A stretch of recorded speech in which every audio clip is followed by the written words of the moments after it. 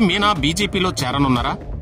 అందుకే ఆమెకు బీజేపీ అధిష్టానం తగిన ప్రాధాన్యత ఇస్తుందా?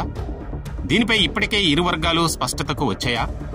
ఈ ప్రశ్నలకు అవుననే అంటున్నాయి విశ్వసనీయ వర్గాలు.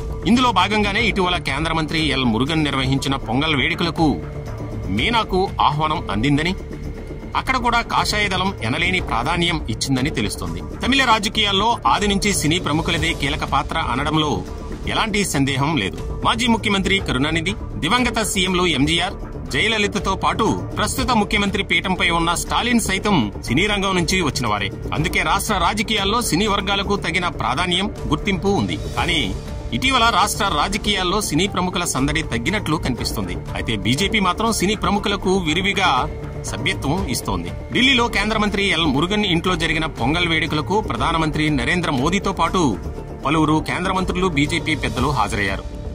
ఈ వేడుకల్లో సినీ నటి మీనా మోడీ పక్కనే దగదగలాడింది. అతిథులు మొదటి వరుసలో ఆమెకు సీటు కేటాయించారు. పెద్ద పెద్ద బీజేపీ తలకాయల నడుమ మీనా మెరిసిపోయింది. చాలా మందికి అదే ఆసక్తిని రేకెత్తించింది. నిర్మలా సీతారామన్, తమిళసైల్ తర్వాత మీనాకే అధిక ప్రాధాన్యం దక్కింది. ఆమె బీజేపీ మనిషి కాదు.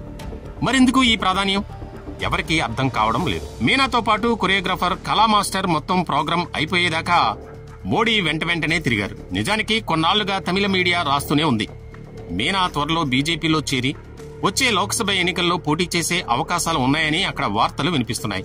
త్వరలోనే రాష్ట్ర బీజేపీ అధ్యక్షుడిగా ఎల్ మురుగన్ ఆధ్వర్యంలో మీనాను కూడా పార్టీలో చేర్పించేందుకు సన్నాహాలు చేశారని తెలుస్తుంది. ఇందుకు మీనా కూడా ఓకే చెప్పారట. ఇండియా కూటమిలో చేరనున్న మక్కల్ నీతిమయ్యం అధినేత, సీనియర్ నటుడు కమల్ హాసన్ వచ్చే పార్లమెంట్ ఎన్నికల్లో దక్షిణ చెన్నై నుంచి పోటీ చేసే అవకాశం ఉందని ప్రచారం జరుగుతుంది. ఈ నేపథ్యంలో ఆయనకు పోటీగా మీనాను బరిలోకి దింపాలని బీజేపీ నేతలు భావిస్తున్నారట. కమల్ పై మీనా పోటీ చేస్తేనే అక్కడ గట్టి పోటీ ఇచ్చే అవకాశం ఉందని ఆ పార్టీ నేతలు భావిస్తున్నారు. దీనికి తోడు దక్షిణ చెన్నైలో బీజేపీకి కొంతమేరకు పట్టుంది.